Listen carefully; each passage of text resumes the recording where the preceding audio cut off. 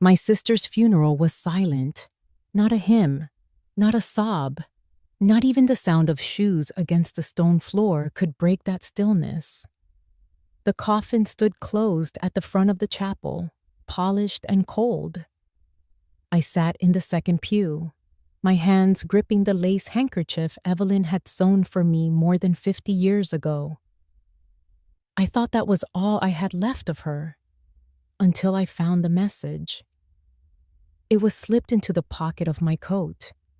A small folded paper, the edges rough, the ink smudged as if written in a rush. My fingers trembled as I opened it under the shadow of the pew. 4 short sentences that shattered my breath. I'm alive. The coffin is empty. Don't trust the will they showed you. I nearly dropped the paper. My chest tightened so hard I thought I would faint. I bit the inside of my cheek to stop myself from gasping. I forced my eyes up toward the coffin, toward the children Evelyn had raised with her whole heart. Daniel, the eldest son, now dressed in a stiff black suit. Stephen, the younger one, with his jaw clenched as if holding back nothing but impatience. And Rebecca, the daughter, her face pale, her eyes darting toward me for a second too long. Were they crying or performing? Their tears seemed rehearsed, their faces unreadable masks. I held my breath, because now, with that letter burning in my palm, I knew they were hiding more than grief. The truth was going to break everything. If this is your first time here, welcome. If you want to hear stories of quiet justice, of women who refuse to bow down no matter the cost, I invite you to like this video, subscribe, and turn on the notification bell so you never miss the next story. Now, let me take you back to that day, the day my sister's coffin stood before me, and the day my life was turned upside down. The chapel smelled faintly of lilies, the kind Evelyn used to grow in her garden. I stared at the closed lid of the coffin and asked myself, what if it really was empty? What if my sister wasn't inside? I tucked the note deep into my pocket, fingers brushing against the lace of the handkerchief. That handkerchief had been Evelyn's gift when I turned 20. To keep close when you feel alone, she had said. I never imagined I would hold it at her funeral, with my world collapsing around me. The pastor's voice droned on, speaking of peace, of eternal rest. Words that should have comforted me felt hollow. How could there be peace when Evelyn herself was whispering through this note that she was alive? I turned my head slightly. Daniel stood tall, too tall, his hand resting on Rebecca's shoulder. His eyes, sharp and calculating, flicked toward me. Did he know? Could he see that I had something I shouldn't? Stephen leaned against the pew, shifting his weight like a man already thinking about what came after. Not mourning, not remembering, but waiting. And Rebecca. Sweet Rebecca, her lips pressed together, her fingers twisting a tissue into knots. For just one moment, her eyes locked with mine. And I thought I saw something. Fear, not sorrow. The pastor invited us to stand, to bow our heads in prayer. My knees shook as I rose. While the others murmured, I whispered only to myself. Evelyn, if you're alive, where are you? And why are your children burying an empty coffin? I felt the folded paper against my chest, the words searing into me. I'm alive. The coffin is empty. Don't trust the will they showed you. The will. 3 days earlier, I had received a call from Daniel, Evelyn's eldest. He had sounded strangely prepared, as if death was not a shock but an item on a checklist. Aunt Teresa, he said, his tone clipped. Mom passed suddenly. We've already arranged the funeral. The will is clear. We'll read it after the service. He had not asked me to come early. He had not asked me to help. He had told me. That should have been my first warning. Now I stood by the coffin, my breath caught between grief and dread, and I saw it clearly. This was not only a funeral, it was a performance, a stage built to hide something far darker than loss. My sister's children were not just grieving, they were guarding the coffin, guarding the truth, guarding whatever secret the will contained. And me, I was the uninvited witness, the one person Evelyn must have trusted enough to slip the truth to, even from the shadows. I tightened my grip on the handkerchief. My heart whispered, Teresa, you cannot look away. Not this time. Not when Evelyn's voice has reached you from the grave, or from beyond it. The prayer ended. Dirt struck the coffin lid with a sound too heavy for something that might be empty. My hands shook. My world tilted. But I stayed still, silent, because silence, I realized, would be my shield until the moment was right to act. I glanced once more at Daniel, Stephen, Rebecca, and in that moment I knew this funeral was not the end. It was the beginning. When I was 8 and Evelyn was 10, we shared one pair of shoes between us. They were brown leather, already scuffed from years of hand-me-down use. She wore them in the morning to school, and I wore them in the afternoon. On the days it rained, we stuffed the toes with newspaper to keep our feet dry. There was never enough, but we managed. I can still see her bare feet running down the dirt road, her laughter echoing as she tossed the shoes back to me like they were treasure. We also shared food, one slice of bread, cut in half. Sometimes a single apple, one bite for her, one bite for me. Mama tried. Lord knows she tried. But work was scarce and money thinner than air. It was Evelyn who kept me fed when Mama's back was turned. She'd slip her portion of beans into my bowl, whispering, "You eat, I'll be fine." She was never fine, but she was always giving. One evening, sitting under the weak glow of a kerosene lamp, she pressed my hand and said, "Teresa, we have nothing, but we do have each other. Promise me. No matter what comes, we'll always believe one another." I remember nodding, a lump in my throat. That promise stayed with me my whole life. It was stitched into my bones as firmly as the hemline of a dress. Now, standing decades later at her funeral, that memory felt alive.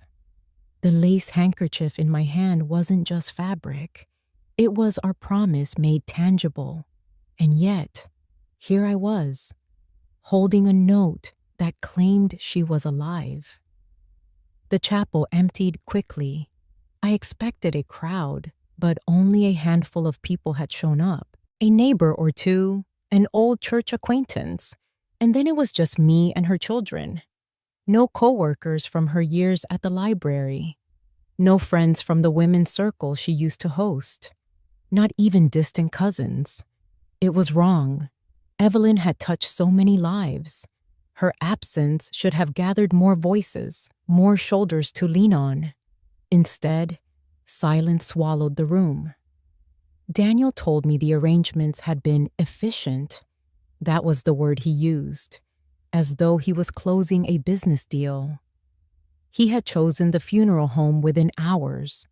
No hesitation. No space for me to even ask questions. When I asked about an autopsy, he waved it off. "It's unnecessary, Aunt Teresa. Mom was old. It was natural." But Evelyn was 72 and healthier than most women 10 years younger. She walked every morning, ate carefully, visited her doctor twice a year. Natural? No, it didn't sit right. And the coffin always closed. I asked quietly if I might see her one last time, to smooth her hair or kiss her forehead. Stephen spoke before Daniel could. His tone clipped. Best not to, Aunt. It's better this way. Better for whom? For them, I suspected. I thought about that as I stepped outside the chapel. The afternoon light was fading, and the wind had turned sharp. My feet slowed when I reached the iron gates of the cemetery. Black bars stretched tall before me, the hinges rusted, the path beyond lined with gravestones tilting into the earth. I stopped at the threshold. My body would not move. It felt as if crossing that gate would not only mean stepping into sacred ground, it would mean stepping into a lie. I clutched the folded paper in my pocket and the handkerchief in my hand. The words pulsed through me like blood. I'm alive. The coffin is empty. Don't trust the will they showed you. The will. That one word coiled in my mind like a snake.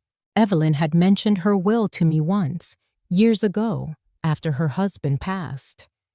She wanted a part of her estate left to a scholarship fund at the library, something for children who couldn't afford books.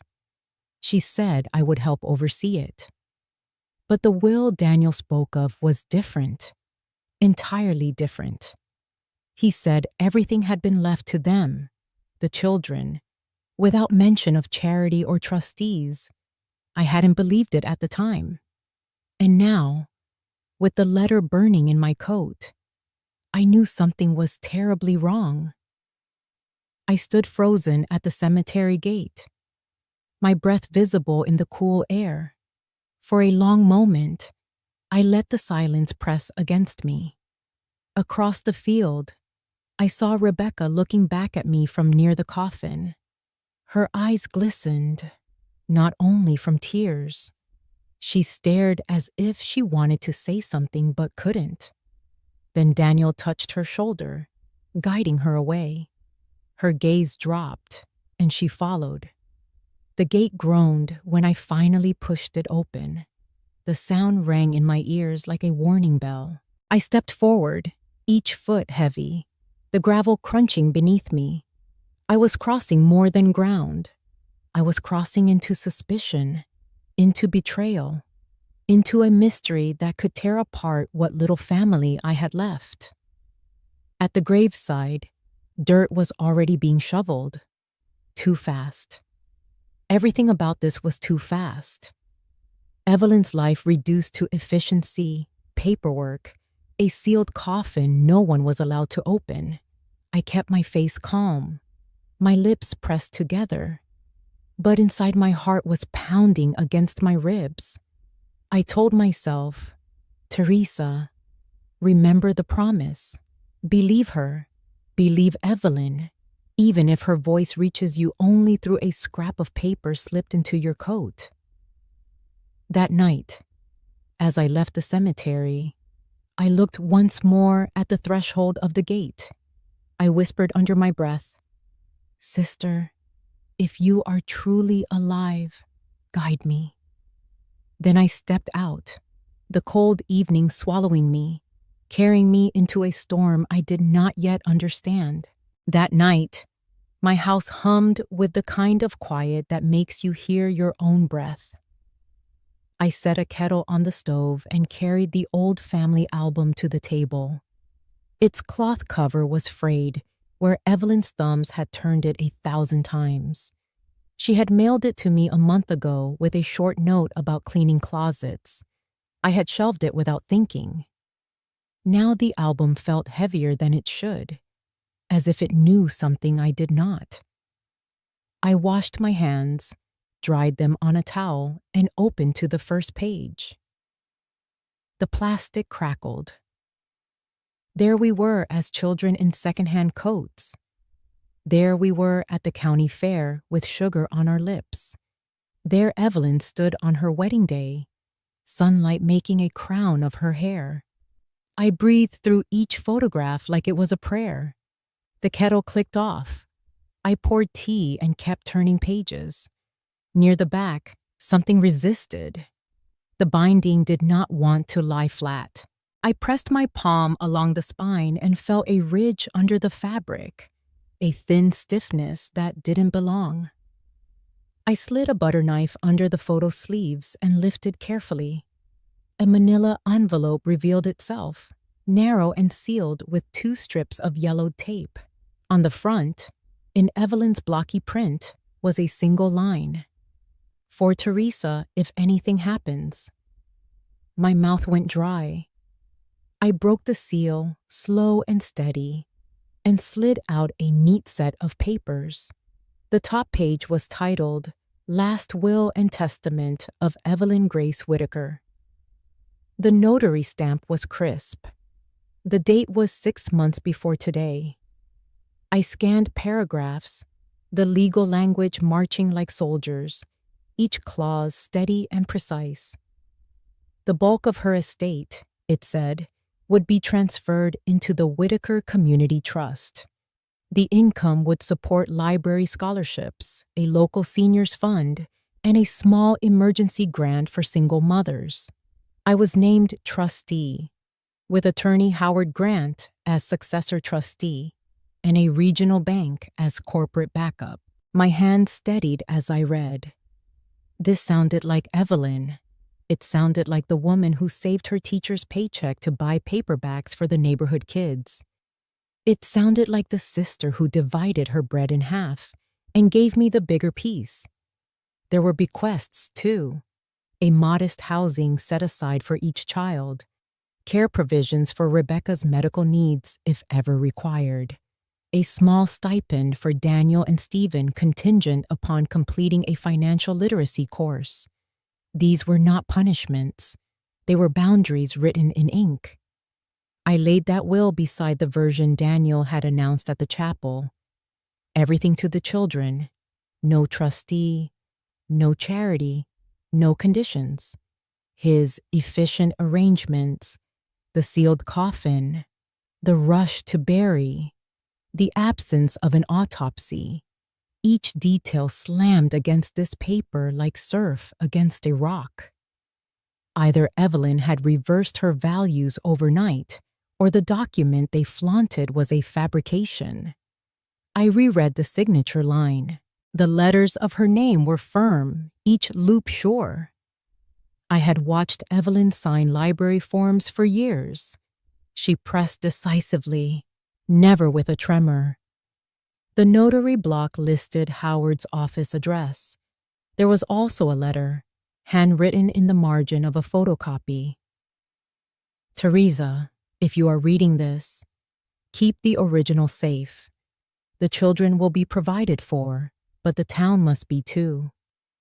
Do not let anyone rush you." My eyes stung. The tea had gone cool. I checked the envelope again. Underneath the will was a copy of the trust agreement.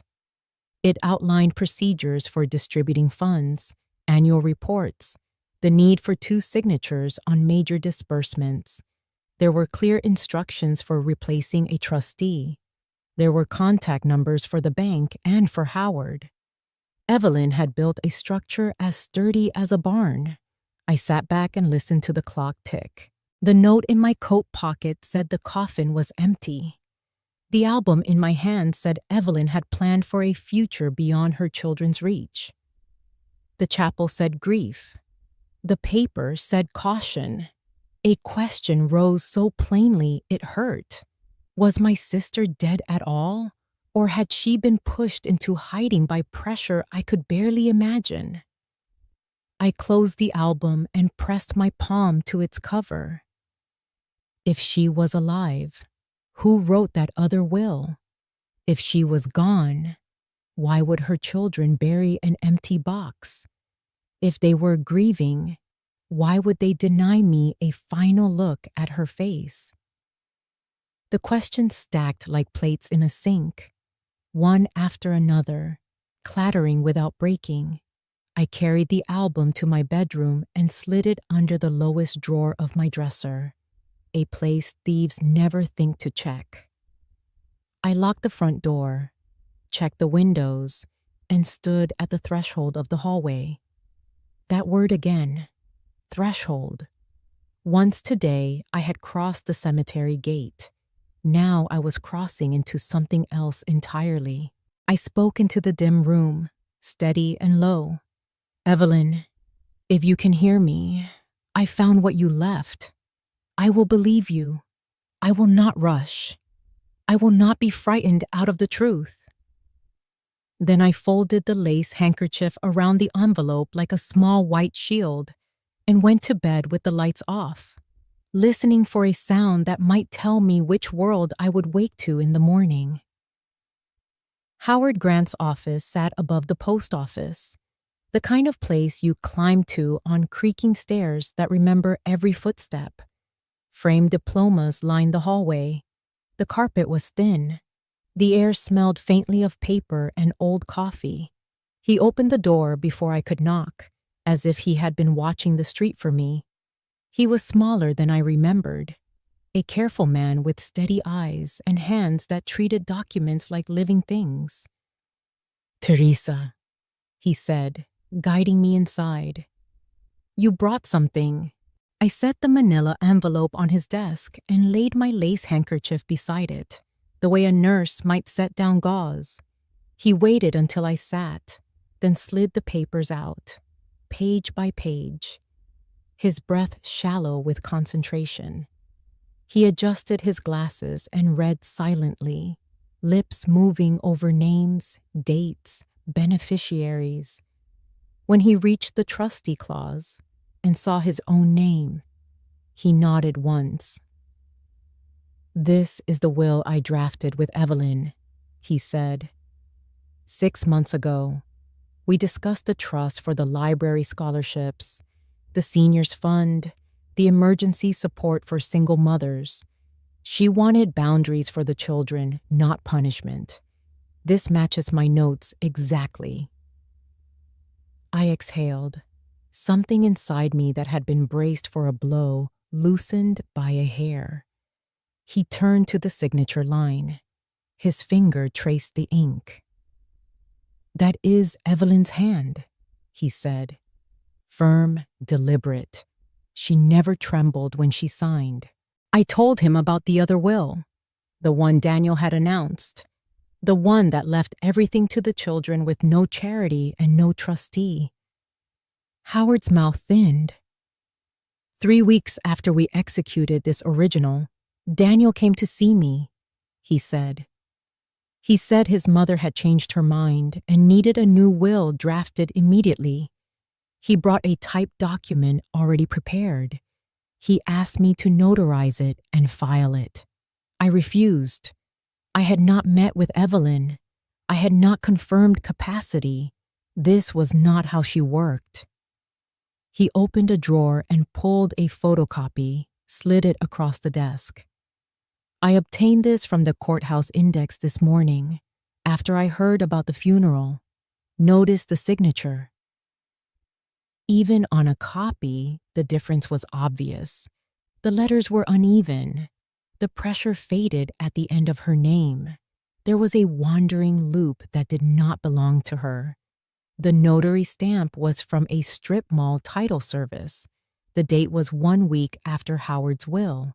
Evelyn signed like a teacher taking attendance, he said. Crisp. No wasted motion. This looks like someone trying to imitate that certainty and failing. I felt heat rise to my face. Daniel said an autopsy wasn't necessary, I told him. He said she died naturally. The coffin was sealed from the start. Howard leaned down, the chair sighing beneath him.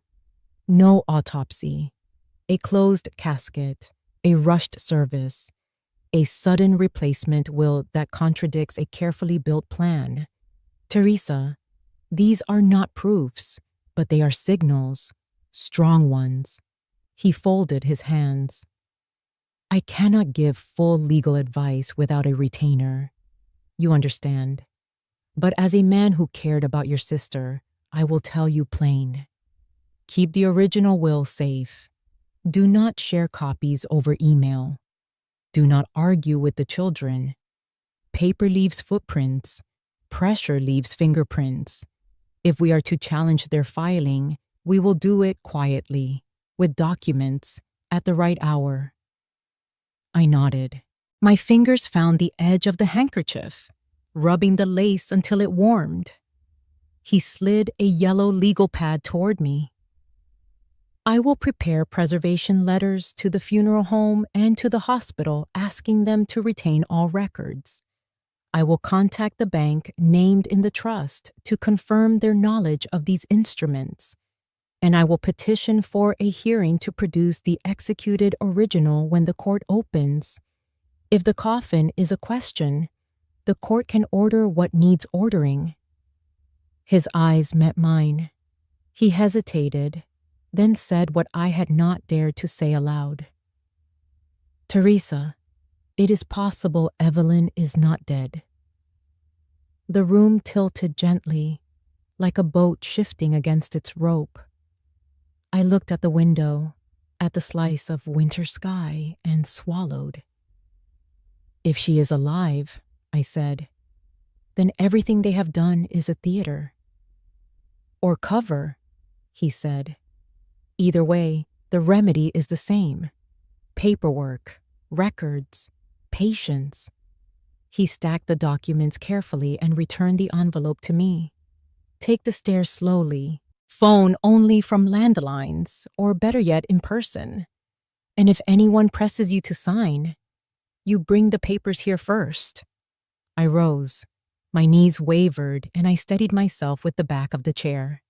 He walked me to the door. The hallway seemed longer on the way out.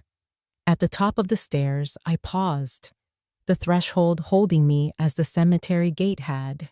Behind me was doubt. Ahead of me was action I could not undo. I pressed the lace handkerchief to my lips and tasted the salt of my own breath. My hands were shaking, but my steps were sure. I descended into the thin light of afternoon, the envelope tucked close to my heart, and told myself the only thing that mattered. Believe Evelyn. Move quietly. Let the truth do the talking when the time comes. The message arrived just after dusk. My phone buzzed on the table, the screen glowing in the darkened kitchen. The words were short, urgent. Meet at the lake house. Don't trust them. For a moment, I thought my hands had imagined it, but the number was hidden. And the phrasing, the cadence, felt like Evelyn. My chest tightened. I wrapped the lace handkerchief around the phone as if fabric could steady truth. The road to the lake house was quiet, the kind of silence that magnifies every crunch of gravel. That house had been our summer place growing up, though it hadn't been used in years. I parked beneath the leaning oak and walked toward the porch. My steps slowed at the threshold, heart pounding. Then the door opened. Evelyn stood there. She was thinner, her cheekbones sharp, hair silver like frost. But her eyes, those clear, steady eyes, were hers. For a beat, we only stared, afraid one blink would erase the other. Then she opened her arms. I fell into them. My knees shook, and I pressed my face into her shoulder like the child who once shared bread with her. I had to disappear, she whispered. Her voice cracked like old wood. They forged papers. Daniel brought me documents I never agreed to. Rebecca stayed silent. Stephen looked away. They wanted everything. They spoke of selling the house, the trust, all of it. When I refused, they pressed harder. I feared what they might do. Her words tumbled, fragile and fierce. I couldn't fight them alone. I signed nothing, Teresa. Nothing. But they found ways to make it look like I had. That's why the coffin was sealed. That's why they kept you away. I pulled back, holding her hands in mine, trembling. You don't have to scream. You don't have to run. We will not meet them with rage. We will meet them with paper, with truth. Her eyes filled, but she nodded. In that dim light, two old women stood in silence, bound not by blood, but by promise. And as the night pressed close around us, I knew the battle ahead would not be won with shouting. It would be won with patience, signatures, and the quiet power of a record that cannot be erased. When I returned home, the house felt heavier than it ever had. The clock ticked steady in the hallway, each second reminding me that nothing would ever be the same. I slipped off my coat, placed the envelope with Evelyn's will inside the dresser, and walked slowly to the bathroom. The mirror caught me off guard. For a moment, I hardly recognized the woman staring back, hair pulled tight, cheeks hollowed by weeks of sleeplessness. I leaned closer, resting my palms on the sink.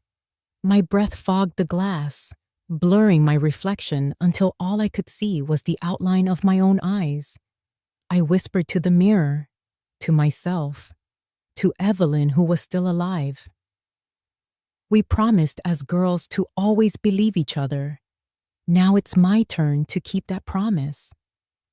The words steadied me. My hand brushed over the lace handkerchief folded in my pocket, its threads a quiet anchor, binding me to the past and pointing me toward what must come next. I replayed the sequence in my mind like beads on a rosary. A funeral too silent, too swift. A sealed coffin no one dared to open. A forged will presented like truth.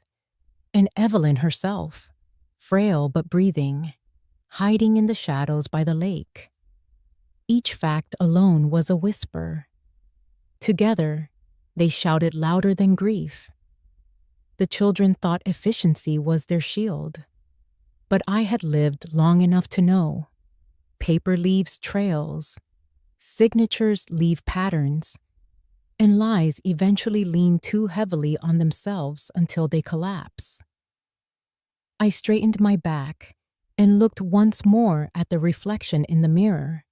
Behind my lined face was the girl who once wore shoes after her sister, the girl who had eaten half an apple because her sister gave her the bigger piece. That girl had grown into a woman who would not shrink from truth. The night pressed against the window, but I felt a calm resolve. Act 1 of this strange play was over. The stage had been set. A false burial, an empty coffin, a forged testament, and a sister who still lived. What came next would demand more than grief. It would demand clarity, patience, and courage. I turned off the light, leaving the mirror dark, and whispered one last time, "Evelyn, I will hold the line." The next morning, I drove into town with a steadiness I didn't fully feel. The frost had not yet melted off the fields, and the air carried that sharpness only early winter can bring. My car rattled over the potholes as if reminding me of every year it had already carried me. I parked outside the Whitaker Savings Bank, a squat red brick building that had not changed since Evelyn and I first opened accounts here as young women with more hopes than dollars. Linda Parker greeted me in the lobby. We had gone to high school together, and though life had carried us down different roads, she had stayed in this town. Her hair was cropped short now, streaked with silver, and her glasses slid halfway down her nose when she smiled. "Teresa," she said warmly, guiding me past the line of tellers. "It's been years. What brings you in?" I lowered my voice. Evelyn, I need to look at her accounts. I believe something isn't right. Her smile faded, replaced by a professional seriousness. Come back with me. We entered her small office lined with filing cabinets. I laid my lace handkerchief on the desk before sitting, a nervous habit now, as if its presence could steady me. She nodded at it, remembering, I think, how Evelyn always carried something handmade. Linda opened her computer, fingers flying across the keyboard. She's been a client for decades, checking, savings, a CD account. Do you have authority?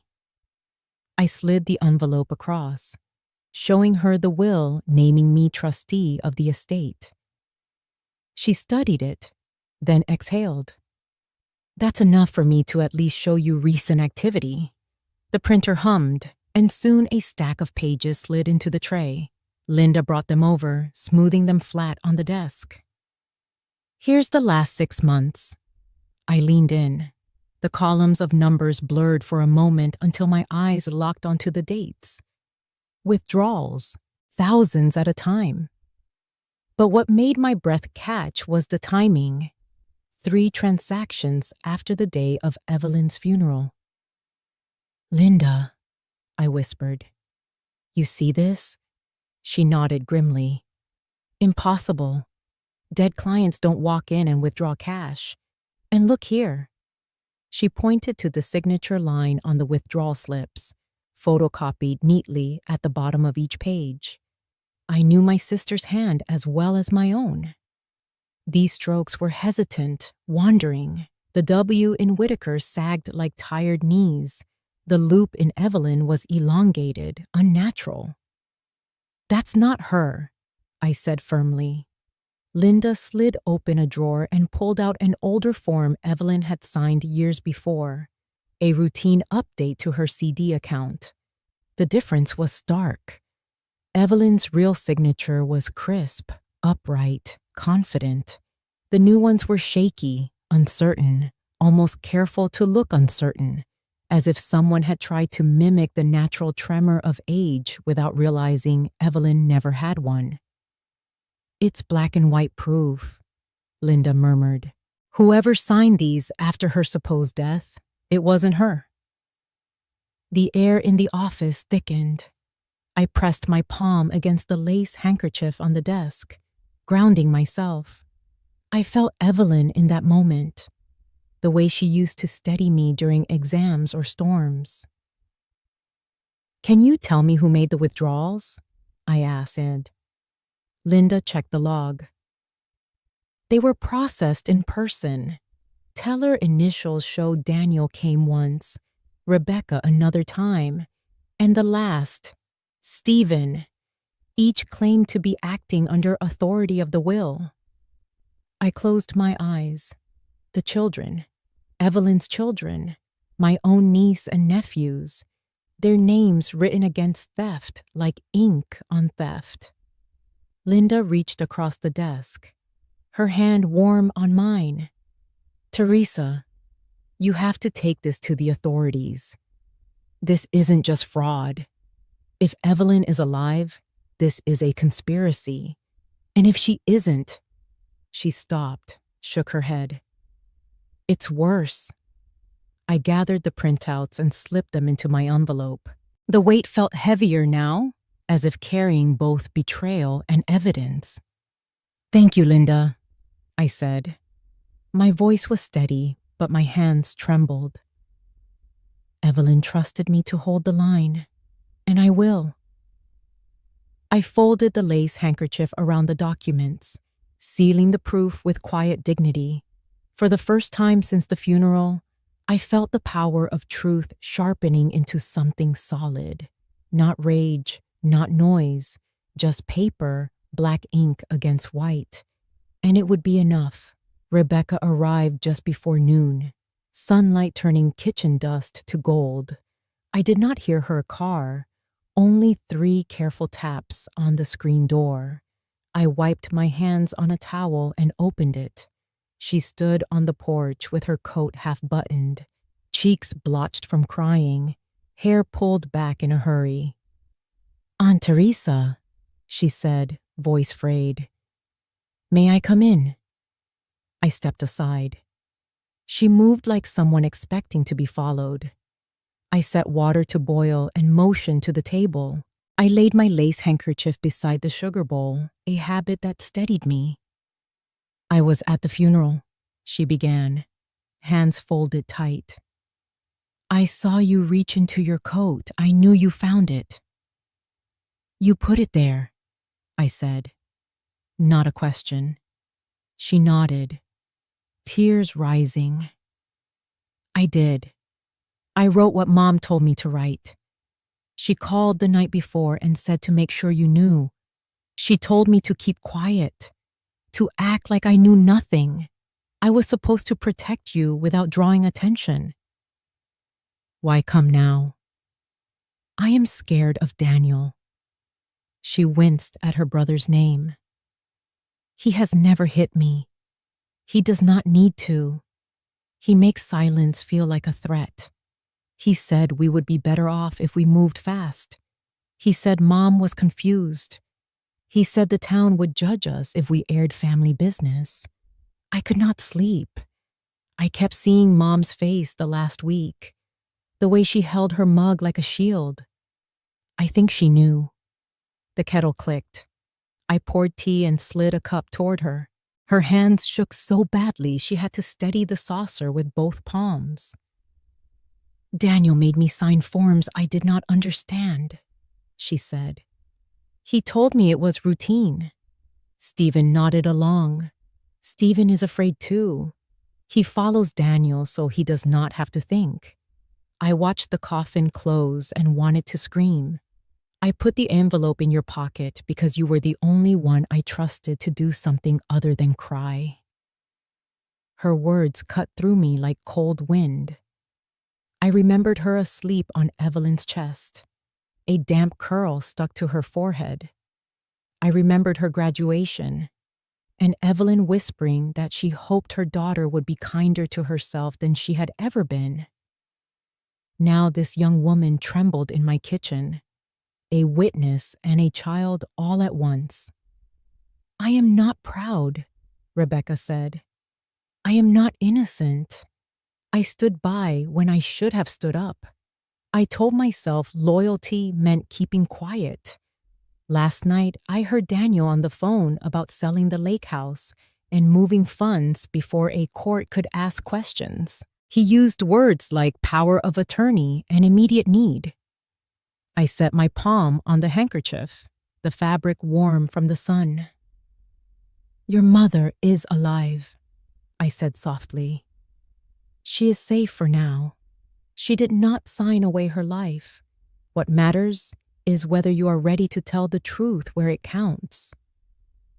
Rebecca looked up. Fear was still there, but a pilot light of courage joined it. "I will testify," she said. "I will tell the court Daniel brought papers and pressured Mom.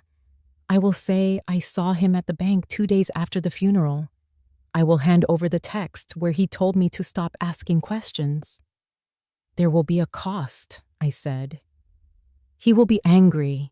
He will try to make you smaller. Do not let him." Her shoulders straightened a fraction. "I am tired of shrinking." I poured more tea and let the quiet work. Pain opened in me, not only for Evelyn, but for a generation taught to confuse obedience with love. I wanted to shield Rebecca, but I knew better. Protection has to grow from the inside. She wiped her face, stood, and reached for the doorknob. She paused and turned back. "Aunt Teresa, I am sorry." "Be brave," I said. "That will be apology enough." After she left, the kitchen felt larger and lonelier, yet steadier. Truth pulled out a chair at my table. It stayed.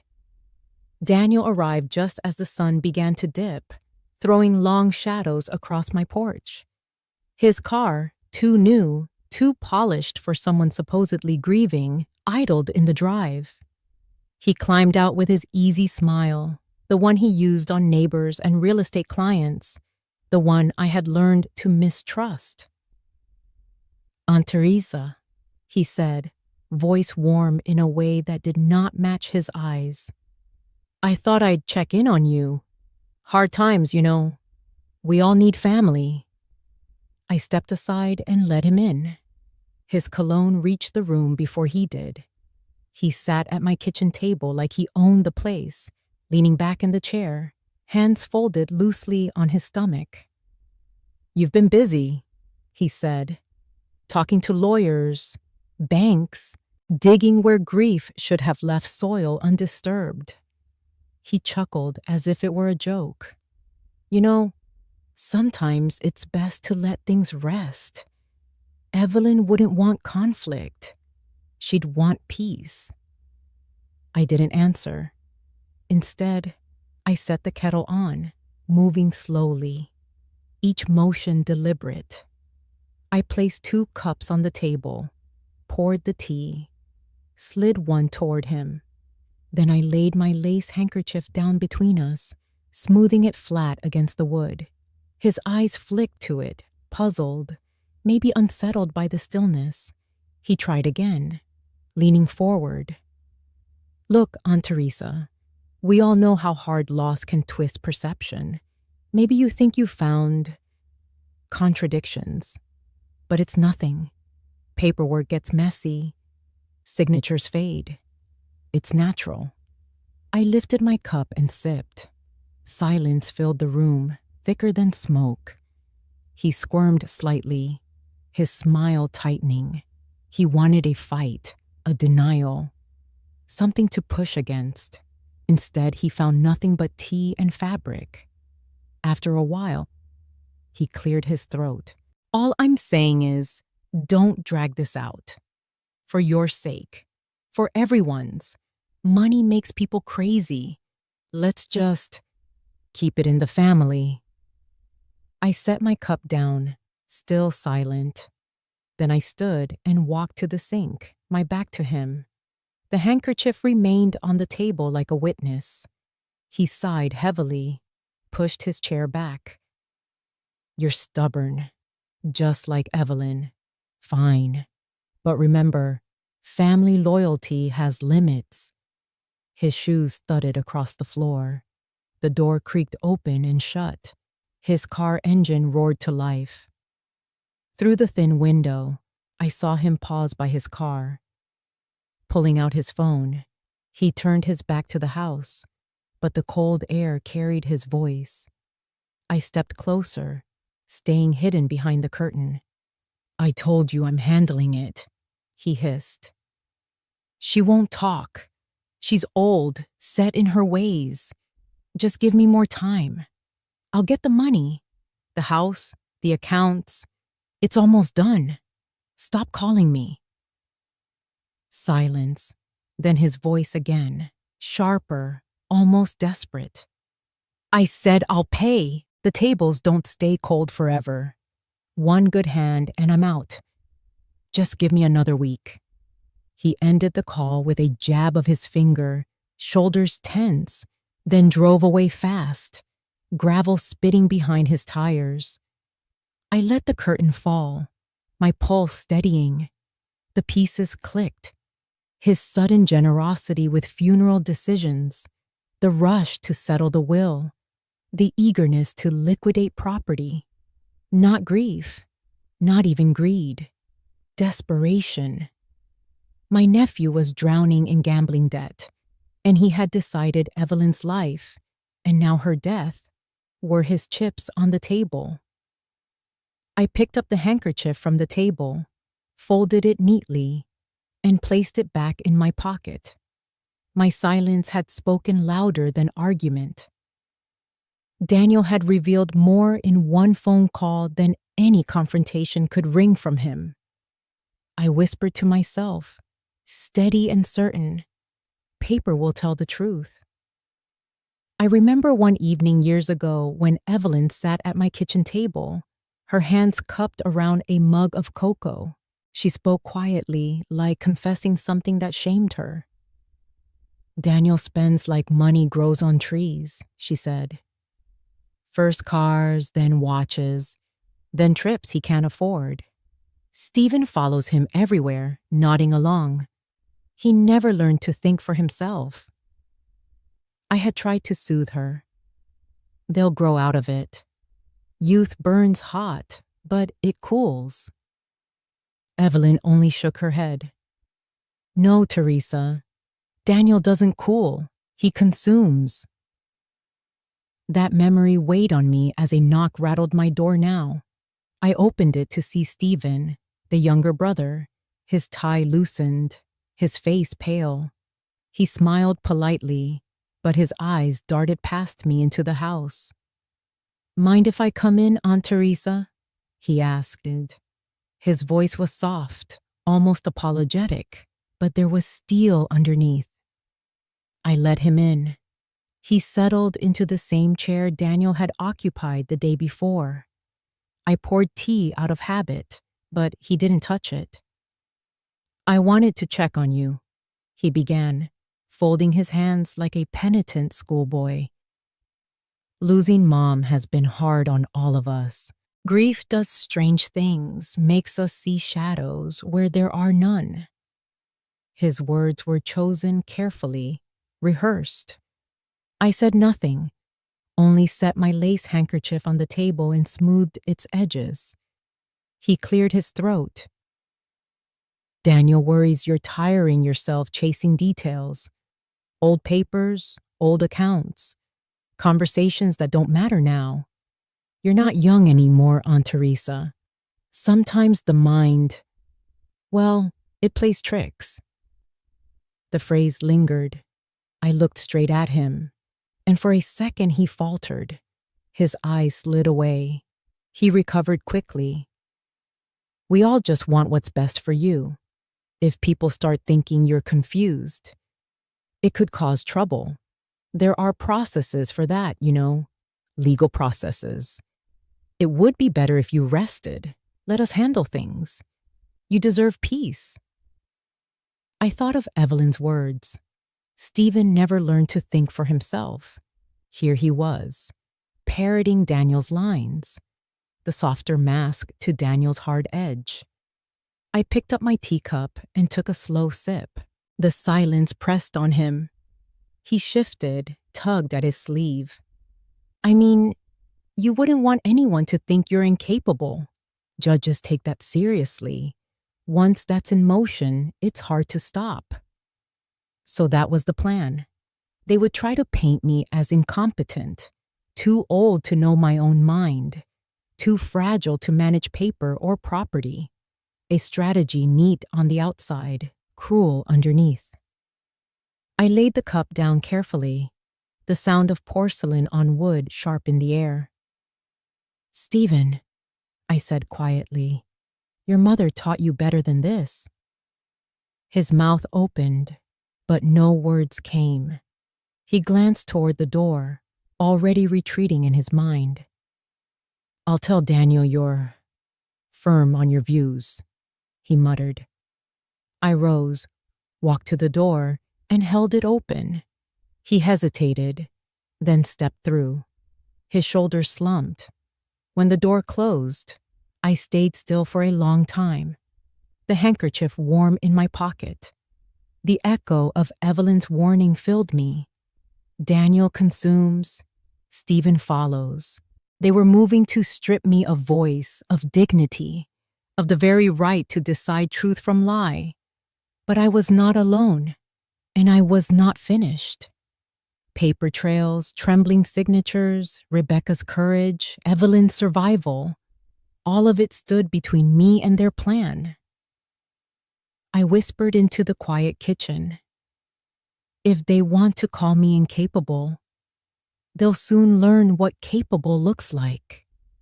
Howard Grant's office smelled of leather and old books, the kind of place where truth felt heavier than lies. He motioned for me to sit. His spectacles perched low on his nose as he shuffled a stack of papers. The blinds were drawn halfway, stripes of sunlight cutting across his desk. "I've looked again at the documents Daniel filed," Howard said, his voice steady but grim. "The signatures are shaky, inconsistent, but suspicion isn't enough. Judges like facts, not hunches." I folded my hands over my lap, the lace handkerchief resting between them like a quiet ally. "Then what do we need?" He leaned back, fingertips pressed together. "We need more. Witnesses who saw Evelyn after her supposed death. Recordings of Daniel or Stephen speaking freely, showing intent. Something irrefutable, black and white. Without it, they'll call you paranoid. Say, grief clouded your mind." The word stung. Stephen had already planted that seed, repeating it like a prayer. Confusion, incompetence, age. "And Evelyn," I asked, "can she testify?" Howard shook his head slowly. "Not yet. If she appears too soon, they'll say she was coerced or confused. We need to protect her until the ground is secure. Think of her as our last card, not the first." The weight of that pressed on me. Evelyn, alive but hidden, reduced to a rumor while her children carved up her life. I thought of her hair, white now, her voice trembling by the lake. She deserved more than secrecy. Howard's voice pulled me back. "Teresa, I don't need to tell you this is dangerous. If Daniel feels cornered, he might act rashly. And Stephen, though weaker, follows his brother's lead.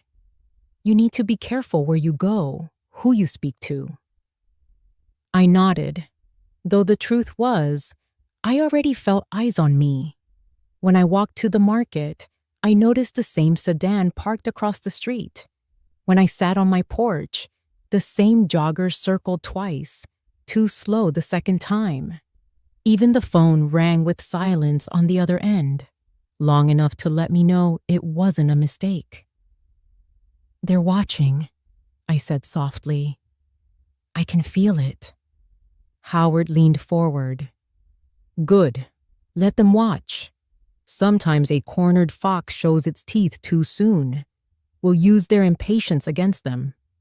I met his eyes, searching for assurance.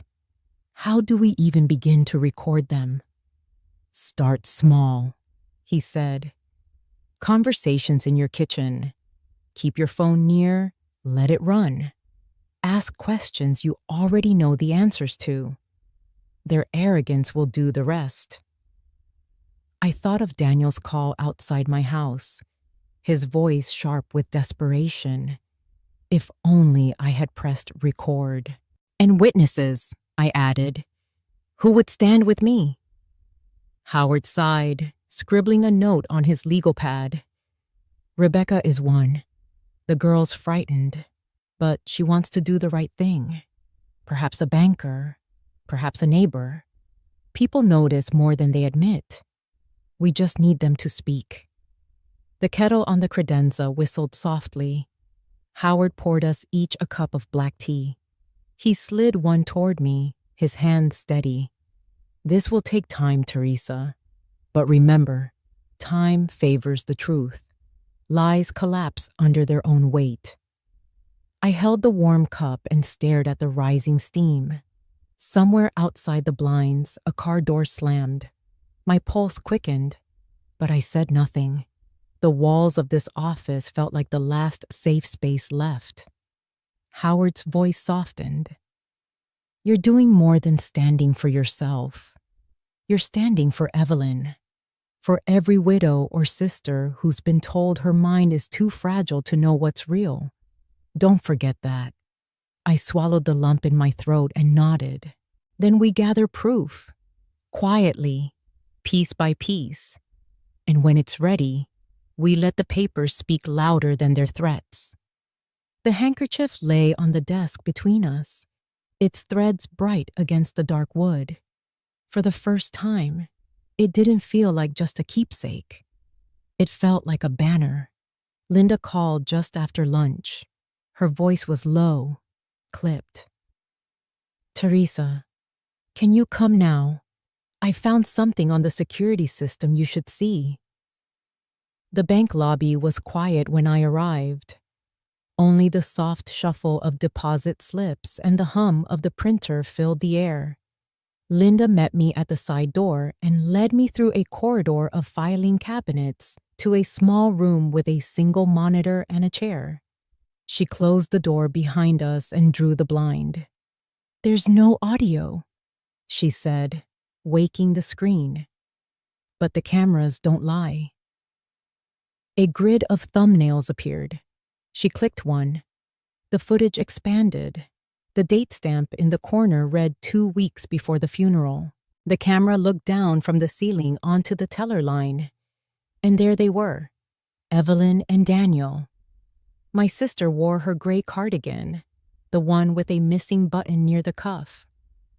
Daniel stood half a step behind her, too close. He guided her forward with a hand at her elbow, smiling at the teller before angling his body so the camera saw mostly him. Evelyn held a pen, staring down at a slip.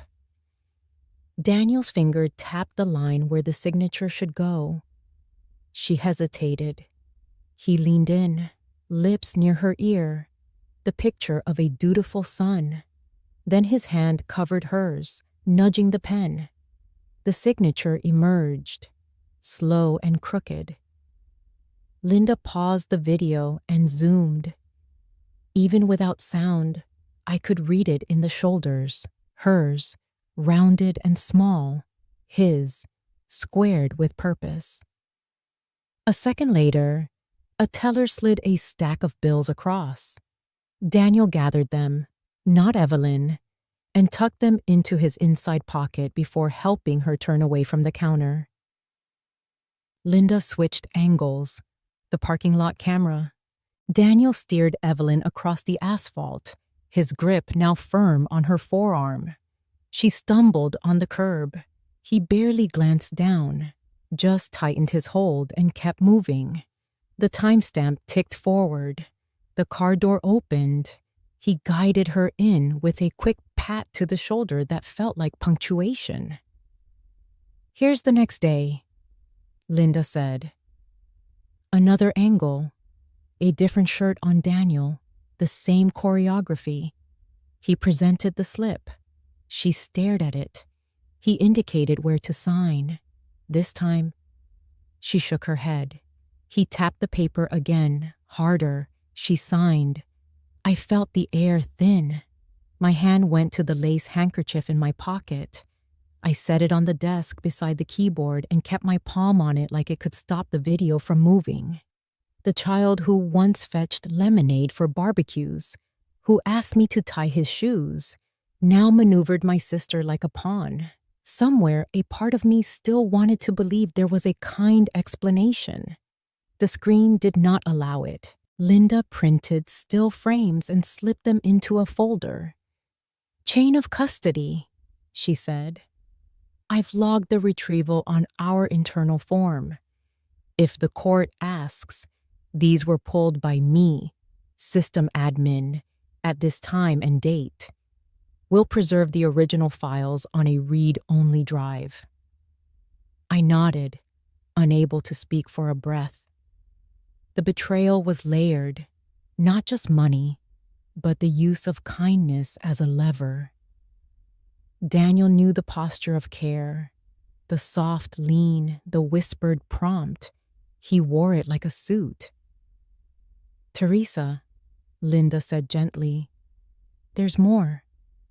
She cued another clip. This one showed the manager's desk camera. Daniel handed a document across. The manager pointed to a notary block and then to a driver's license. Evelyn fished in her purse and produced hers, obedient and slow. Daniel's eyes flicked toward the camera, then away, calculating angles.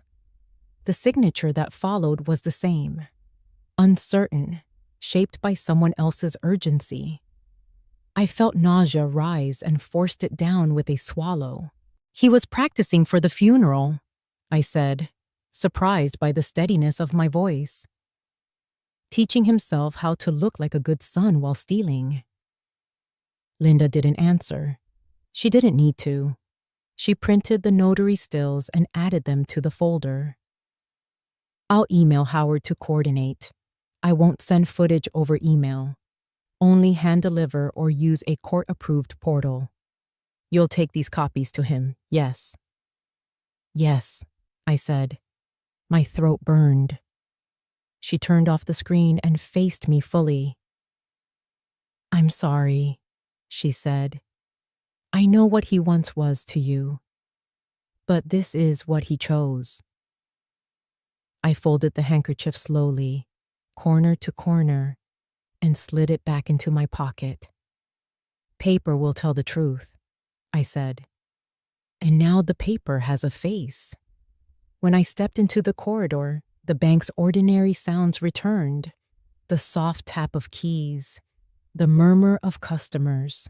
I carried the folder against my chest like a fragile thing. Outside, the winter sun glared off the hood of my car. I closed my eyes and saw Daniel's hand on Evelyn's elbow, saw the pen forced across the line. I opened them again. Betrayal can blind, but it can also focus. Howard's conference room was small, lined with books and framed degrees, but it felt like the walls held their breath. The table smelled faintly of polish. The lamps were dimmed, leaving shadows on our faces. Linda sat at one end with her folder of statements and stills. Evelyn, wrapped in a heavy shawl, sat beside me, her hands trembling but her eyes steady. Howard cleared his throat, pushing his glasses up the bridge of his nose. We need to decide, he said. No more circling, no more half steps. Either we take this to court or we let it go. The evidence is strong, but the risk is real. The folder sat between us like a silent witness. Bank withdrawals with forged signatures, security footage of Daniel guiding Evelyn's hand, 2 wills, one authentic, one fabricated, Rebecca's hesitant confession. Each page a blade, sharp and undeniable. Evelyn drew in a shaky breath. I didn't want it to come to this, she whispered. Her voice cracked, but she pressed on. I thought maybe Daniel and Stephen would stop once they had the money. I thought maybe Rebecca would soften them. She lifted her chin. But the coffin, the fake burial, they buried me while I was still breathing. I can't forgive that. Linda shifted in her chair. The law is on your side, Evelyn. We can trace every transaction. The video is time-stamped, authenticated. The court can't ignore this. Howard leaned back, his fingers steepled. The danger is not whether the court will listen. The danger is what they'll try before it gets that far. They've already hinted at declaring Teresa incompetent. They could double down, accuse her of coercion, say she forced Evelyn to sign documents under duress. He looked straight at me. That's why we must be careful. Once you step into this arena, there's no pulling back. I touched the lace handkerchief on the table. Its threads had grown softer from the constant folding and unfolding. I remember the night Evelyn called, I said quietly. The room hushed. Her voice was faint, like wind through a door. She said, "Don't trust the will." I didn't understand then, but I do now. Those words are my compass. Whatever storm they make, I'll hold to them. Evelyn reached for my hand. Her skin was thin, her pulse quick beneath it. Teresa, You don't have to bear this weight. It's my life, my children. No, I said, squeezing back. It's both of ours. They thought I'd fold because I'm older, because my hair is gray, because they can use grief as a weapon. But paper leaves a trail, Evelyn. They can't bury the truth under ink. Linda leaned forward, tapping the folder. We have enough for a petition to challenge the will and request a criminal inquiry. The withdrawals alone prove exploitation. With the footage and testimony, a judge won't brush this aside. Howard nodded slowly. I'll draft the filings tonight. We'll start with probate court to freeze the estate. That will stop Daniel and Stephen from liquidating assets. Then we'll coordinate with the district attorney for the fraud charges. He looked at Evelyn. You'll need to make a statement, even if it's sealed for now. Are you ready for that? Evelyn swallowed hard. I've been hiding long enough. Yes. The silence that followed was heavy but not hopeless. I felt something shift, as if we had stepped across an unseen line. Until now, we had been reacting, running, gathering scraps. Tonight we decided to act. I thought again of the phrase that had carried me through sleepless nights. Don't trust the will. At first, it had sounded like a warning. Now it was something more. A mantra, a rallying cry, a reminder that truth was still alive, just waiting for us to carry it into the light. Howard closed the folder and slid it toward his briefcase. Then it's settled. We move forward. I'll file first thing in the morning. But Teresa, his gaze met mine, steady and grave.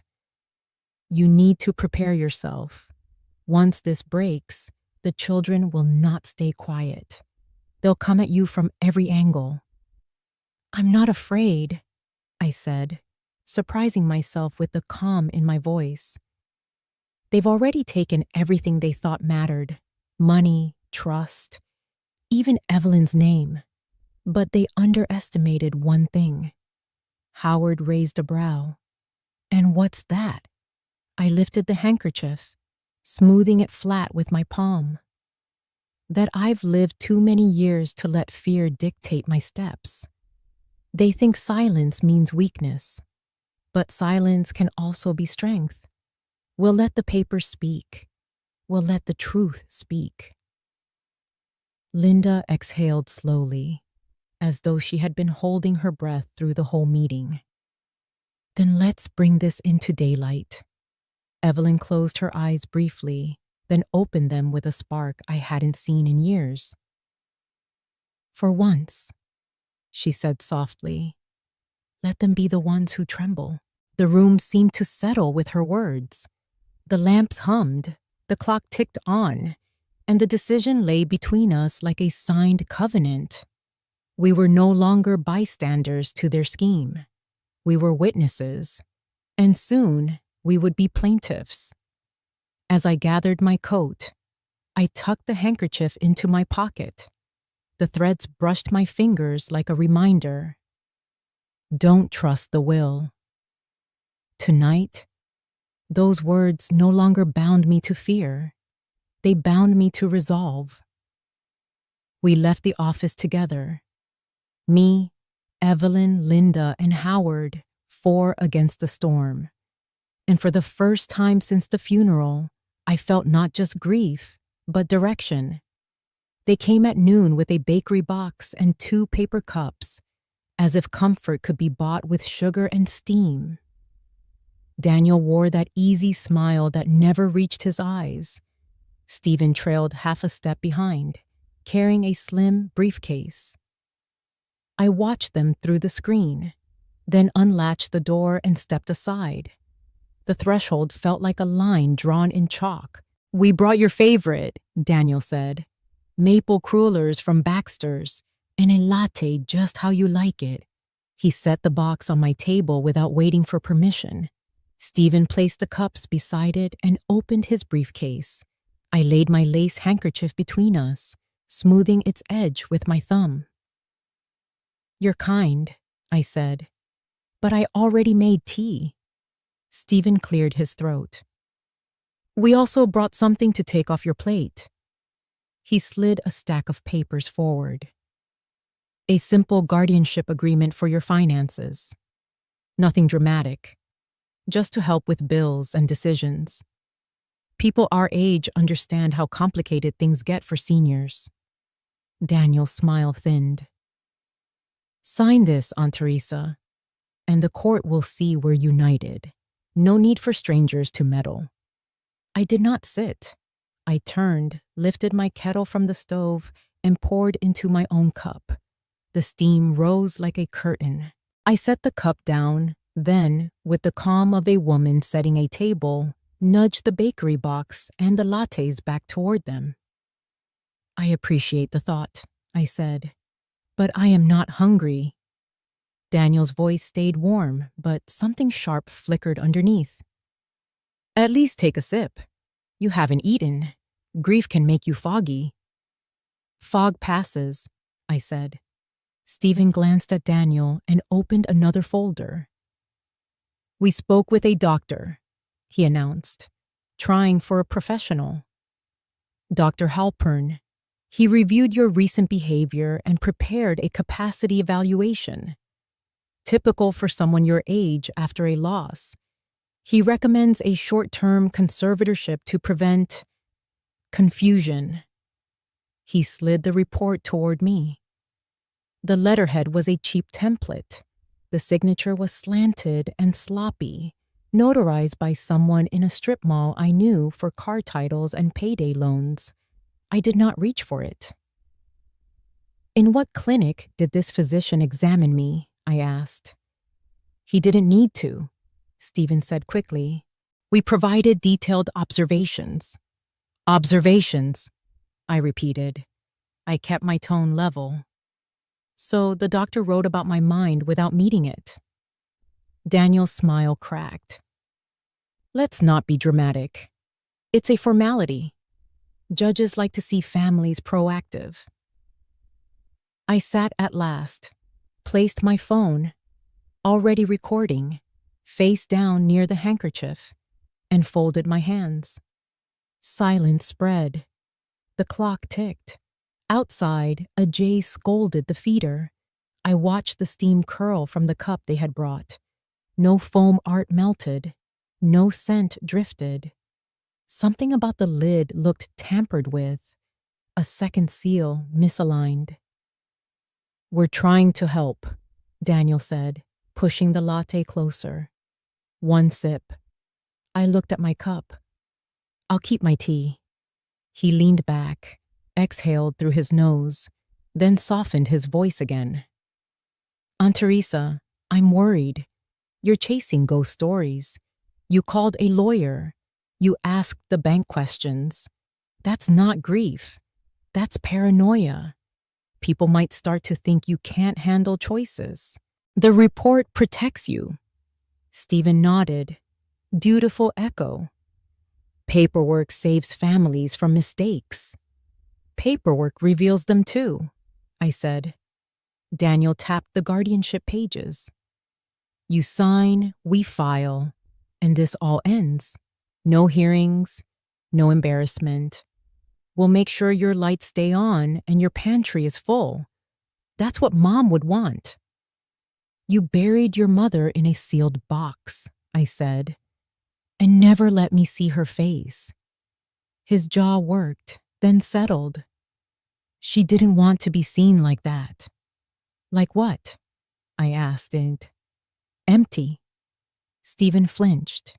Daniel's eyes flattened. "You're not well." I lifted my cup, let the heat rest against my lip, and then set it down again. "If you believe that, you will have no trouble proving it in an honest court, not with bakery bags, and not with mail-order medicine." He pushed his chair back, the legs screeching on the floor. "You think a judge will take your word over ours?"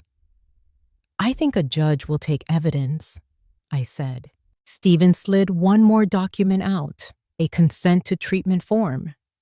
If you won't sign guardianship, at least sign this. It allows Dr. Halpern to coordinate care.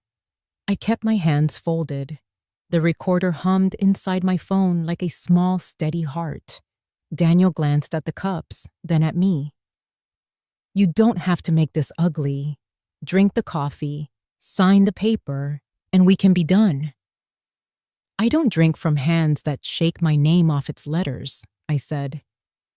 He stared at me, truly looked as if recalibrating. The smile vanished.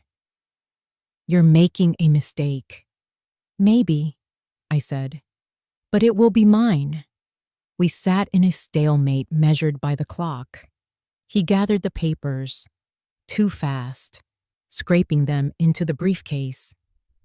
Stephen popped the lid back onto the latte, a tiny tremor in his fingers. Daniel stood, towering, trying to reclaim height as authority. He waited for me to rise. I did not. At the door, I spoke again, quiet and clear. Next time you bring a doctor, bring one who knows my face.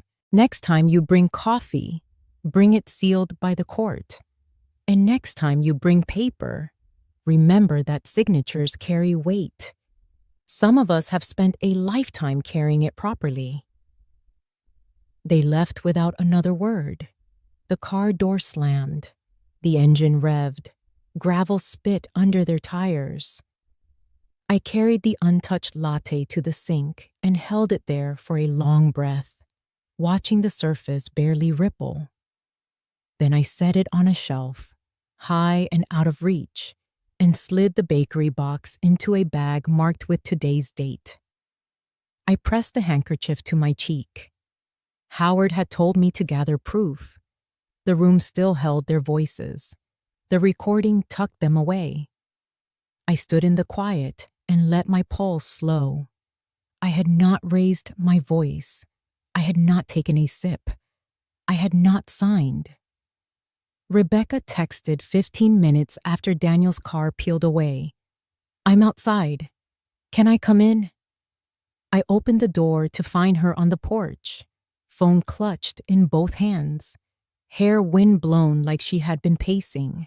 She stepped in and shut the door softly, as if the walls might carry sound. I was across the street, she said. I saw them go in with the box. I filmed when they came out. She held out her phone. There's more.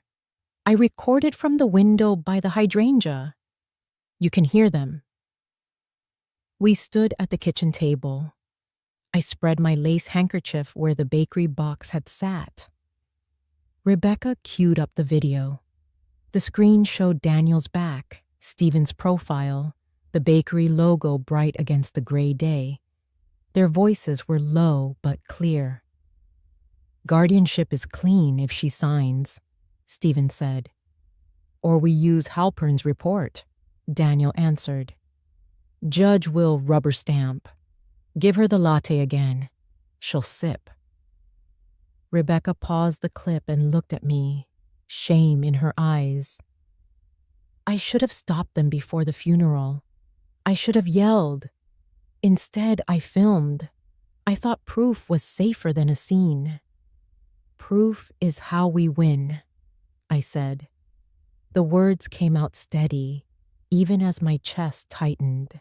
She swiped to another clip. Through the edge of my kitchen window, you could hear Daniel's voice, that coaxing tone he used when he wanted his way. Sign, Aunt Teresa. It's for your own good. Then my voice, quiet and flat. Paperwork reveals mistakes too. The picture wobbled as Rebecca shifted, catching Stephen as he shoved forms back into the briefcase, his hands trembling. She locked the phone and set it beside the handkerchief. If you want me to testify, I will. I poured tea for both of us. She wrapped the cup with both palms as if warming more than fingers. The question rose in me like a tide. forgive her, or call her complicit. She had carried the envelope to me at the funeral, brave in the shadows. She had also stood silent while her brothers arranged a sealed coffin. I felt the pull of both truths. "Your mother is alive," I said. "You know that." Her breath hitched. "I do. I saw her at the lake house last night. She told me to be careful. She said you would know what to do." The knot in my chest loosened. "We will take this to court," I said. "Your video will matter." That evening, we met at the lake house. The air smelled of damp wood and pine. Evelyn sat on the sofa, wrapped in my old wool coat, the collar turned up. When Rebecca entered, Evelyn's hands rose halfway, then fell, as if afraid to hope too quickly. "Mom," Rebecca whispered. She knelt in front of the sofa. "I am sorry." Evelyn cupped her daughter's face, thumbs resting at the jawline. "Are you ready to tell the truth?" "I am," Rebecca said. "I filmed them today. I will stand up in court. I will say what I saw at the bank and at Aunt Teresa's house." Evelyn's eyes filled, but her voice stayed firm. "Then we let the papers speak with your voice beside them." We spread our pieces on the coffee table like a modest altar. Linda's stills, Howard's notes, the original will, my audio recording from the kitchen, Rebecca's videos. The pile looked small compared to the hurt, yet complete in a way that soothed. When Rebecca stepped onto the porch to call Howard, I stayed with Evelyn. The low lake wind pressed against the window like a hand. "She is still my child," Evelyn said, eyes on the glass. "But she stood in rooms where lies were spoken." "Standing there gave her the angle to record," I said. "Witness or accomplice, often both stand in the same doorway. The difference is what they choose next." Evelyn turned to me. "Do you forgive her?" The kettle on the small stove rattled softly. I answered as the steam lifted. "I forgive her courage. The rest will take time." Evelyn nodded, a tired kind of relief in her face. "Time then, and truth." Rebecca came back in, cheeks pink, voice steadier. "Howard will meet us at 7 in the morning. He wants copies on a thumb drive and the originals kept off cloud storage. He said to keep phones off tonight." "Good," I said. "We will sleep in shifts." As the sky dimmed, I folded the lace handkerchief and placed it over the stack of evidence, a simple cover that felt like a vow. My mind still wrestled with the question that had moved in without rent. Forgive the girl who brought me the truth, or hold her at arm's length for the silence that came before? I let the question stay. Not every knot must be cut in one day. We blew out the lamp and sat with the dark, not as enemies, but as witnesses waiting for morning. The courthouse smelled faintly of dust and floor polish, a scent that always reminded me of school hallways after summer. We filed into the probate courtroom, Howard with his neat stack of binders, Linda carrying a slim envelope, Rebecca pale but upright, Evelyn hidden away at the lake house waiting for my call. Daniel and Stephen sat at the opposite table in dark suits, their lawyer, a sharp-jawed man named Keller, already riffling through pages as if he expected applause. The judge, a woman with silver hair pulled back in a braid, called us to order. Keller rose first. He walked to the lectern with the confidence of someone who thought the ending had already been written. "Your Honor, we submit the will signed 3 months prior to Evelyn Clark's passing. It clearly designates the estate in equal shares to her children, Daniel Clark, Stephen Clark, and Rebecca Clark. We move to admit this as the controlling document." He laid the folder on the clerk's desk as if it were a holy text. Daniel smirked at me across the aisle. Stephen tapped a pen against his knee, restless. Howard adjusted his glasses and stood slowly, letting silence pool for a moment. Then he carried his own binder forward. Your Honor, opposing counsel has offered a document that is not only questionable, but provably fraudulent. We have handwriting analysis demonstrating the signature is inconsistent with Evelyn Clark's known writing. We have banking records showing suspicious withdrawals made under duress. And he glanced at Linda and she rose to hand him the envelope. We have video evidence of Daniel Clark escorting his mother to a teller, coaching her hand across withdrawal slips. The judge leaned forward. You have video? Howard nodded. Certified by the bank's system administrator, time-stamped, unaltered. It shows undue influence at best, fraud at worst. A murmur rippled through the gallery. Keller objected, citing lack of foundation, but the judge overruled him. The screen flickered on, and there it was. Daniel's hand pressed against Evelyn's, his mouth close to her ear, the pen dragging across the line. Stephen stiffened. Daniel's jaw tightened, but he tried to keep his face blank. When the still frames printed by Linda appeared on the projector, the judge's eyes sharpened. Counsel, these signatures are markedly different. Howard closed his binder gently. The true will, Your Honor, was executed the previous year. It designated a charitable trust for scholarships in Spring Creek, with my client, Teresa Whitmore, as trustee. That document is intact, notarized, and corroborated by witnesses. The later so-called will was brought forward only by Daniel Clark. The handwriting is shaky, unlike Evelyn's steady hand. Even the notary's seal is suspect. Keller sputtered about grief, about mistaken memory, about a mother's last-minute change of heart. His words sounded rehearsed, brittle. Then the bailiff called my name. I rose, lace handkerchief in my palm, and walked to the witness stand. My heart beat against my ribs, but my voice stayed low and clear. Mrs. Whitmore, the judge said, do you swear to tell the truth? I do. Howard asked the first question. Teresa, did your sister ever speak to you about her intentions for her estate? I opened the folded handkerchief, smoothed it across my lap, and looked straight ahead. She did. Evelyn told me more than once that most of her estate should go to charity. She wanted the scholarships to carry her name, not new cars for her sons. She asked me to serve as trustee, and on the night she feared her children were pressing her, she called me.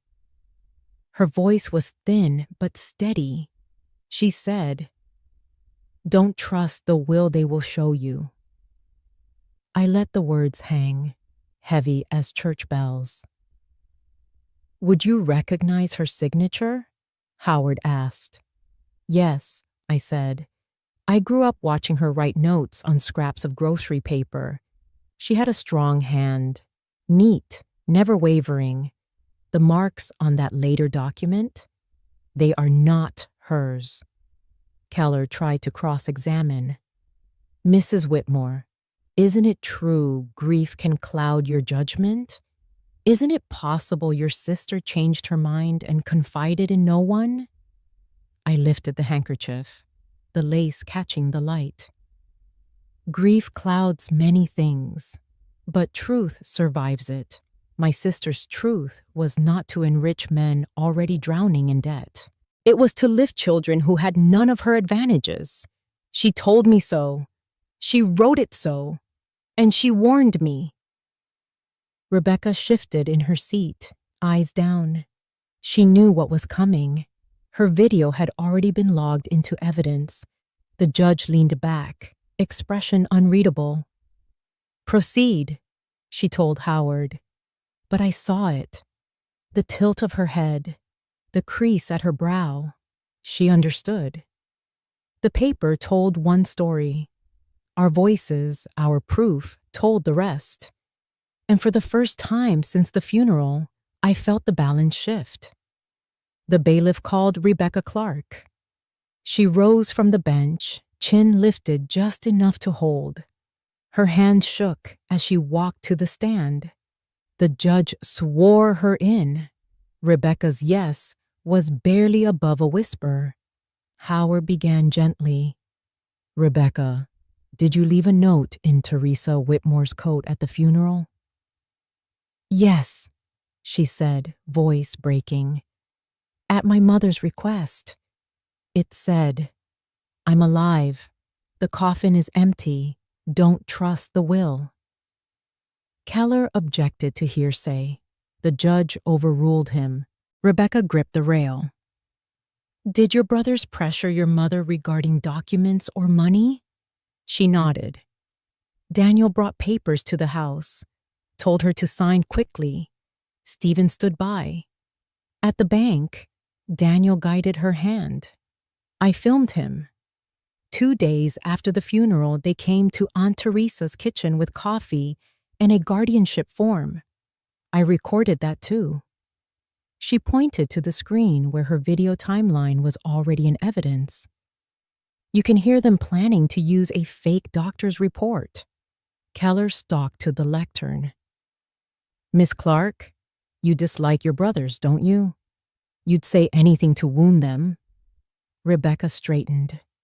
"I love my brothers, but love without truth is cowardice." He smirked. "Or betrayal." "Betrayal," she said, "was a sealed coffin with no mother inside." Howard stepped forward again. "Do you know why your mother asked you to slip that note to Teresa?"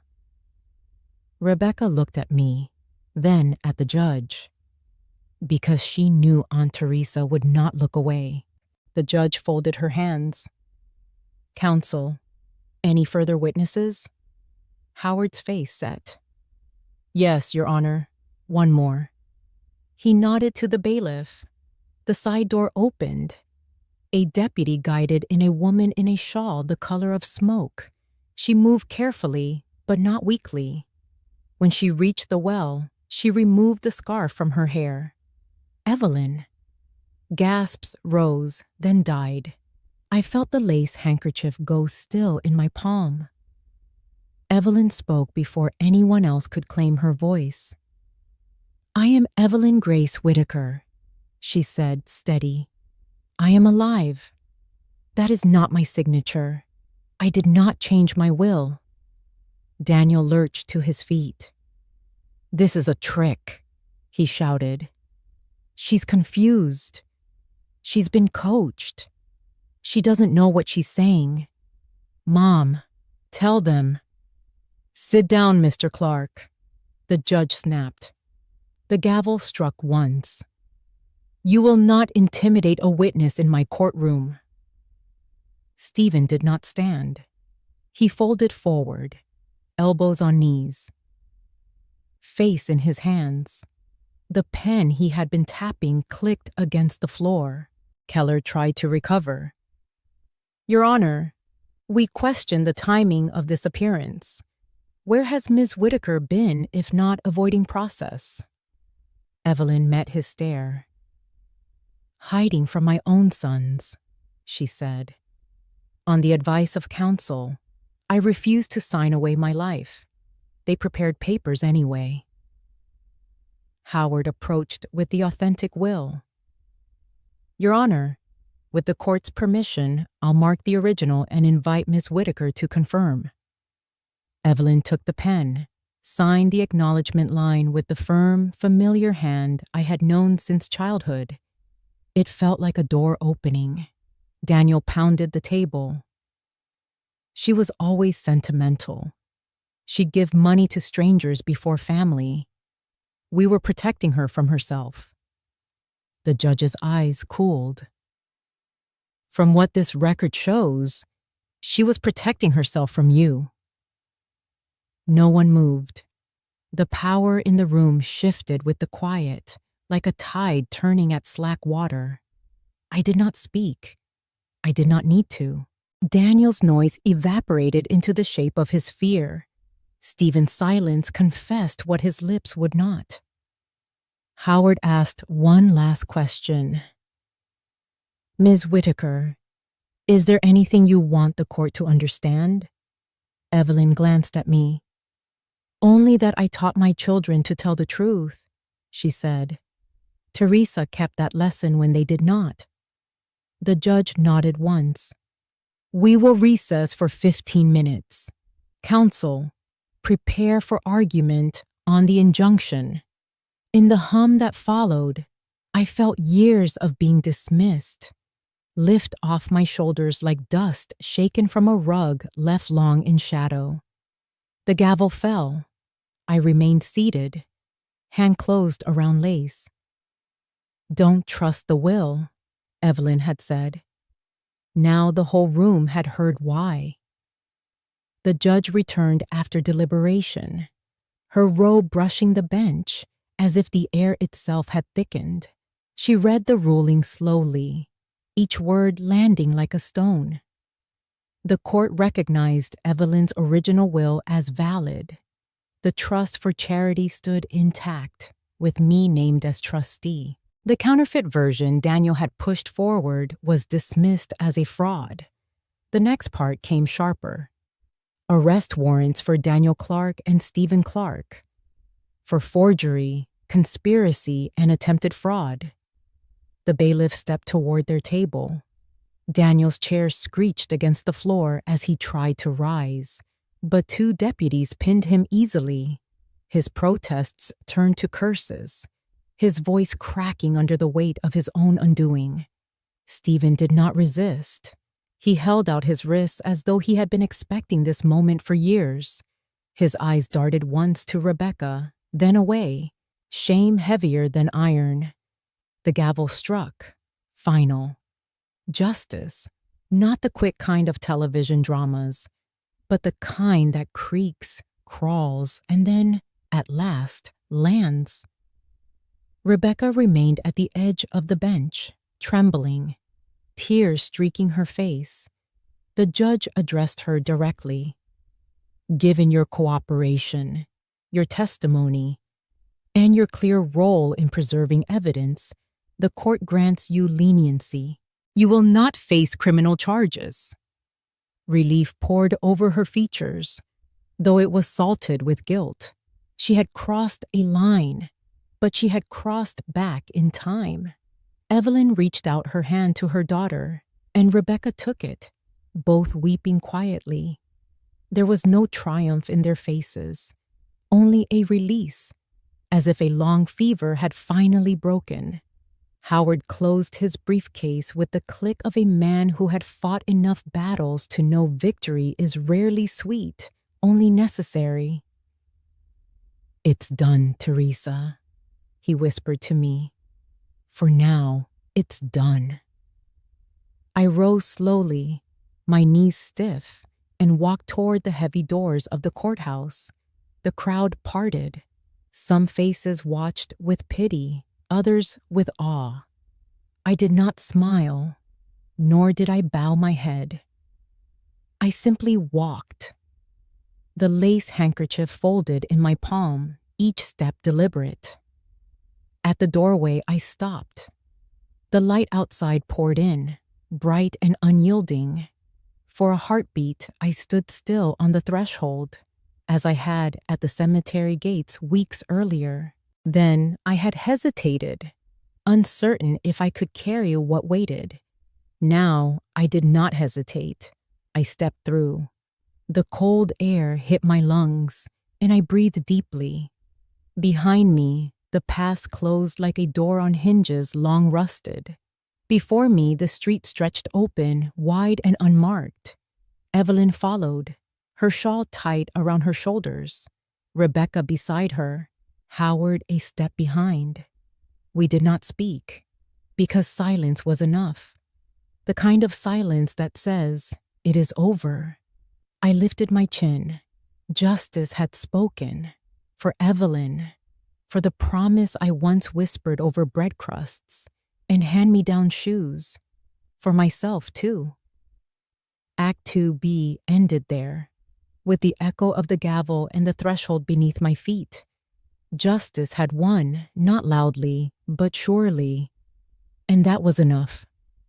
The press release went out quietly, without fanfare.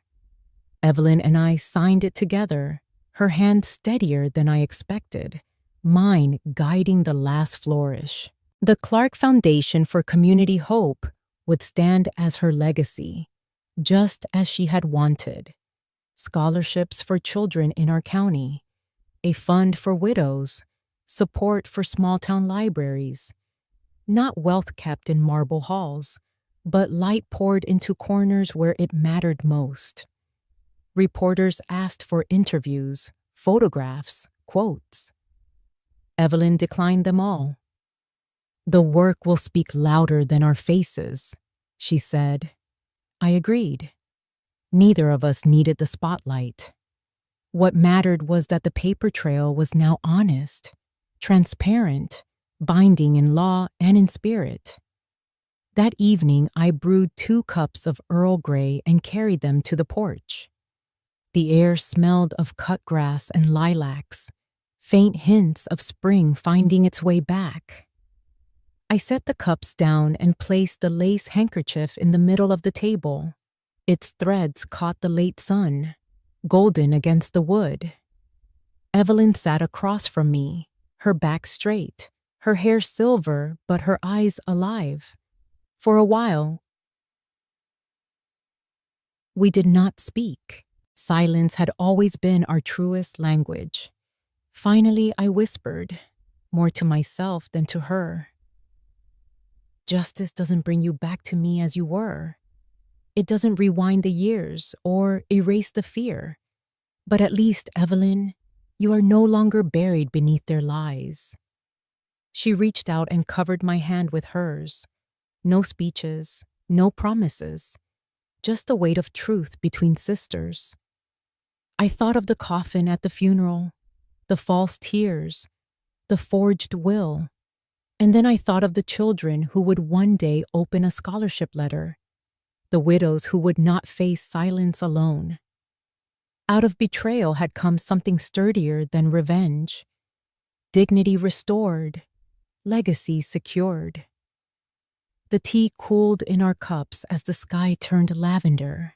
I lifted mine, clinked it gently against hers, a toast without words. On the porch, beneath the settling evening, I felt a quiet circle close.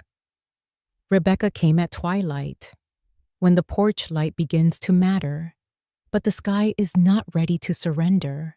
She stood at the bottom step with her hands in the pockets of a denim jacket, face, no makeup to hide the blotches grief leaves. I set 2 chairs a polite distance apart and laid my lace handkerchief on the table like a small flag of truce. "Aunt Teresa," she said, "may I sit?" I nodded. The boards creaked as she lowered herself. We listened to the wind toy with the lilac bush, to a neighbor's screen door slap, to our own breathing. "I came to apologize," she said finally, "for the funeral, for the days I kept quiet. I told myself loyalty to family meant silence. I was wrong." I folded my hands, palms warm from the cup of tea I had just poured. "Say what you need to say." Her throat bobbed.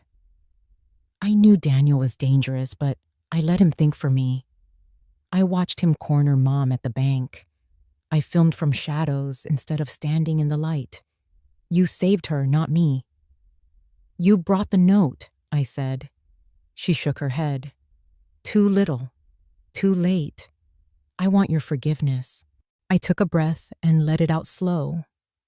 The handkerchief's threads looked like river lines, stitching the table to the moment. Forgiveness is not a door I throw open on command, I said. It is a road, and I am old enough to walk it carefully. She leaned forward, elbows on her knees. Tell me what to do. Live different, I said. Tell the truth when it costs you. Choose quiet work over quick applause. Pay what you owe, then pay it forward. Visit your mother because she is alive, not because you are guilty. Tears slid down her cheeks, clean and unhidden. Will you ever trust me again? I am not handing you the keys tonight, I said. But I am not closing the gate. She nodded, absorbing the boundary like medicine. Crickets started their evening litany. A moth battered the porch light, then rested. After a long minute, I stood and walked to the railing. You are young, I said without turning. Do not choose your brother's road. Behind me, her chair scraped back. I won't, she said. I will come by next week to help at the foundation office, if that's allowed. It's not owed, I answered, but it is welcome. She descended the steps and paused at the walk. Thank you for not slamming the door, she said. I prefer doors that stay on their hinges, I replied. When she was gone, I sat again and touched the edge of the handkerchief. Forgiveness did not arrive like thunder. It moved like groundwater, unseen but steady. I let the night gather and did not rush it. Somewhere down the block, a child laughed. I took that as a good sign and left the porch light on a little longer than usual. I wrote the letter at the kitchen table in the steady light of late afternoon. The house was quiet. I dated the top right corner, then set down the words that had carried me through the storm. Dear Evelyn, you once told me not to trust the will they would show me. I believed you. I kept the promise. I folded the page and pressed the crease with my thumb. I slid it into the family album, tucking it beneath the linen hinge so it would not wander. On the left was a photo of two girls sharing one pair of shoes. On the right, two older women with mugs on a porch, shoulders touching. Past and present, shut gently like a book that finally knows its ending. I closed the leather cover and set the album upright on the shelf. Sunlight came through the window in long bars, laying warmth across the table where I placed 2 cups of tea. Between them, I set the lace handkerchief, now pressed under glass in a simple frame. The threads held every mile we had walked to reach this quiet. I spoke the truth aloud, so the walls could keep it for us. Truth can be hidden, but it never dies. It waits. It endures. It finds a way to the surface and asks to be named.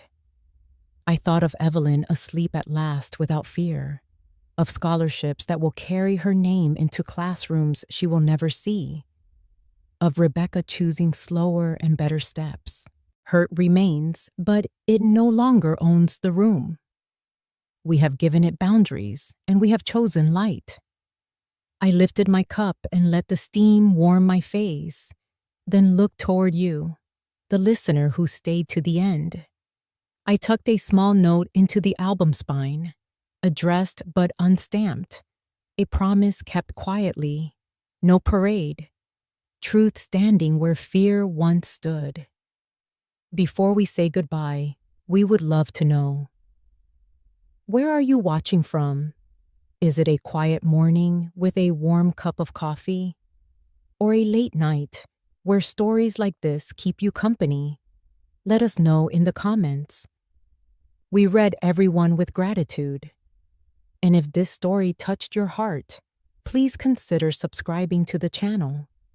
Not just to hear more stories like this, but to be part of a community that still believes in kindness, healing, and second chances. Thank you for spending your time with us today. wherever you are, we hope you carry this story with you. And remember, sometimes the miracle does not knock on your door. It waits quietly until you are ready to open your heart. Take care, and we will see you in the next story. I returned my gaze to the table. 2 cups, sunlight across the sill, the lace handkerchief glowing softly behind glass. I slid the album back into its place so a hand could find it one day and know what mattered. Evelyn, you told me not to trust the will. I believed you.